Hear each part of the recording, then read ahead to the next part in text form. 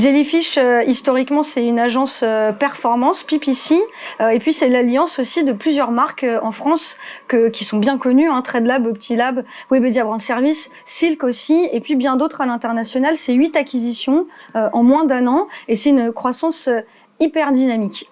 Notre objectif, c'est vraiment de challenger les modèles traditionnels, les modèles d'agence aujourd'hui, pour aller proposer aux annonceurs, aux marques, de les accompagner dans leur transformation digitale et vraiment les faire monter en maturité via notamment le transfert de nos compétences et puis notre expertise technologique. Jellyfish aujourd'hui, c'est 2000 personnes, c'est 40 bureaux répartis dans le monde, c'est une cartographie presque parfaite, pas tout à fait, on travaille encore sur l'acquisition sur certains pays.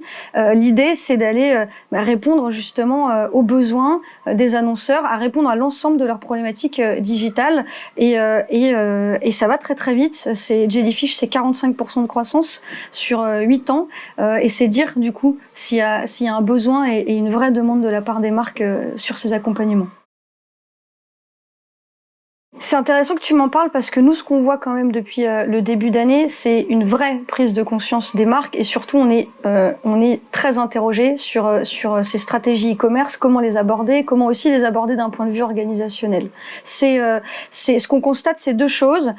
D'une part, les marques qui sont déjà très avancées sur ces sujets d'e-commerce, qui se structurent, qui s'organisent, qui créent des équipes bien souvent à la croisée entre les équipes marketing et les équipes commerciales et qui créent même des centres d'excellence e-commerce, principalement focusés sur Amazon, hein, on en reparlera juste après, mais qui ont pour objectif de mettre l'e-commerce au cœur des préoccupations. Puis il y a les autres annonceurs, les autres marques qui travaillent aussi sur cette stratégie et qui, là, enfin, ont accéléré la transformation, ont débloqué les budgets nécessaires à mettre en place ces projets et ces stratégies e-commerce. E-commerce, ça ne veut pas dire que Amazon. C'est une évidence que c'est pas uniquement Amazon. Ceci dit, Amazon aujourd'hui, c'est quand même une croissance incroyable, évidemment poussée par ce qui nous est arrivé et la pandémie. Amazon, c'est plus de 8 milliards de bénéfices nets, c'est x3, je crois, versus l'année dernière. C'est surtout aujourd'hui la plateforme qui va guider les autres marketplaces. Ils vont guider, ils vont poser les standards en termes de délai de livraison, en termes de coûts, en termes de prix, en termes de contenu. Et c'est pour ça qu'aussi Amazon est aujourd'hui au centre des considérations. Et nous, ça, on l'a senti très vite. C'est pour ça aussi qu'on s'est rapproché de Silk. Silk, ça faisait déjà partie du groupe Fimalac. Ça avait énormément de sens pour nous d'intégrer les équipes chez Jellyfish. Et Silk, c'est une équipe de 100 personnes aujourd'hui. C'est une équipe qui grandit très très vite. Il y a la moitié à peu près en France, l'autre moitié qui est maintenant répartie dans nos différentes zones géographiques. Et c'est en fait une plateforme analytics, c'est une des plus avancées aujourd'hui sur le marché, qui va permettre d'aller travailler des sujets et surtout d'accompagner les annonceurs sur le conseil, les opérations, pas uniquement les retail basics, mais surtout les stratégies de retail avancées sur la gestion des stocks, les flux, les considérations logistiques, le contenu, les avis produits, etc. Pour aller créer ce score qui va permettre d'être visible sur Amazon. La maturité des marques, elle est, je pense, très accélérée grâce finalement à la pandémie et moi ce que je ressens et ce qu'on ressent avec les équipes, c'est une vraie prise de conscience de la nécessité de reprendre ces sujets en main, de les maîtriser et de mieux les contrôler. Pour nous, l'accompagnement 360, il est indispensable. Indispensable parce que pendant très longtemps, on a travaillé de façon fragmentée sur le digital. Le site-centric et l'ad-centric, c'était deux mondes différents. La CRM et la data média, c'était deux mondes différents. Ce n'est plus possible aujourd'hui. Le parcours utilisateur, il est sans couture. Et du coup, on doit être en mesure de proposer une expérience sans couture et un accompagnement sans couture. C'est ce sur quoi nous on travaille aujourd'hui. L'idée étant d'essayer de reconnecter toutes ces composantes, de reconnecter aussi toutes les équipes chez les marques qui sont en train petit à petit de se transformer d'un point de vue organisationnel pour avoir cette vision intégrée et 360, parce que l'un ne va plus sans l'autre. Et pour ça, on est quand même très aidé par les plateformes technologiques qui cherchent à reconnecter l'analytics avec les opérations médias, avec la créative, etc.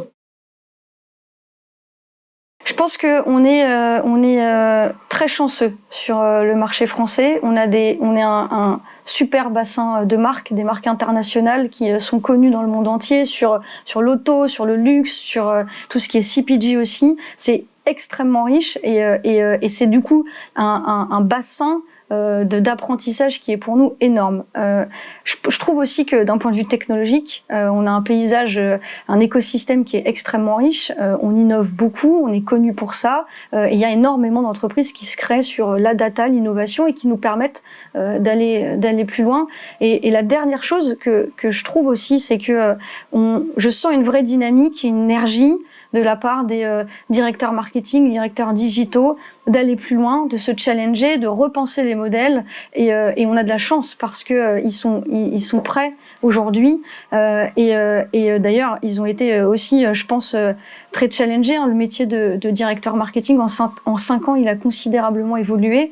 Et maintenant, on parle de data, de technologie, quand avant, on parlait peut-être d'autres sujets, beaucoup moins digitaux. Et c'est hyper intéressant de participer à ces projets et aussi de sentir cette appétence pour le digital qui est en train de s'accélérer.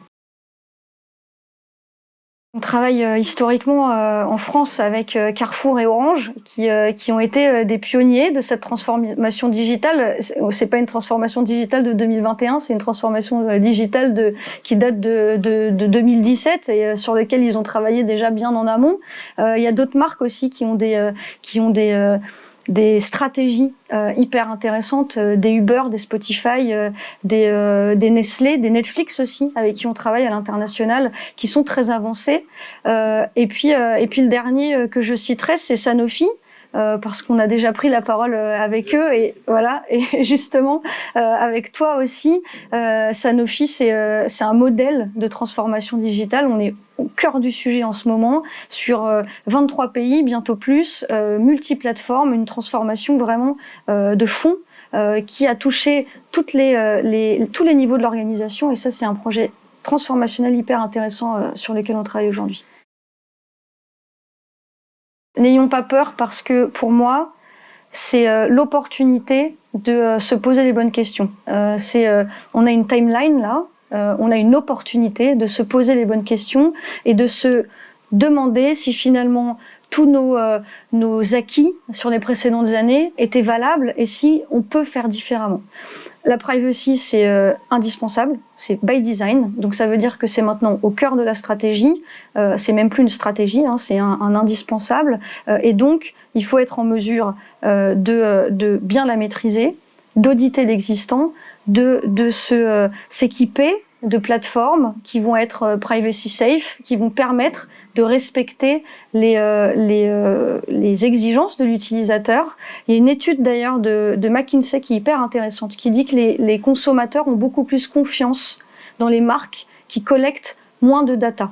Et ça, c'est un point qui est hyper important. Je pense que pendant des années, on a voulu collecter un maximum de données, sans parfois savoir qu'en faire. Là, on est arrivé au moment où nécessairement on en a moins, on doit se reposer les questions, quels indicateurs business je veux suivre, quelles sont mes performances business que je veux atteindre et de quelles données j'ai aujourd'hui besoin pour faire ça. Et finalement, c'est ça l'opportunité qu'on a aujourd'hui. C'est un indispensable, c'est un prérequis. Ça veut dire plusieurs choses. Ça veut dire d'une part la transparence opérationnelle, donc former les marques avec lesquelles on travaille, leur faire comprendre notre métier, leur transmettre notre savoir-faire pour qu'ils puissent, s'ils le souhaitent, l'internaliser. La transparence financière aussi, et ça, avec les plateformes, c'est devenu un indispensable aujourd'hui, et c'est la propriété des marques, donc c'est normal qu'on soit 100% transparent. Et moi, je trouve que la tendance depuis le début d'année, là, elle est vraiment à la reprise en main, et ça veut dire surtout prendre un peu de recul, réfléchir, repenser les modèles et ça moi je trouve ça extrêmement intéressant. On est en train de digérer 2020, on a pris une grosse claque, c'est hyper positif parce que c'est de là que naît le changement. On a gagné je pense 4 ans tant mieux. Profitons de ce moment-là pour auditer, retravailler et puis réécrire, parce que c'est ça qu'on est en train de faire aujourd'hui et je trouve que le marché est très réceptif et c'est génial.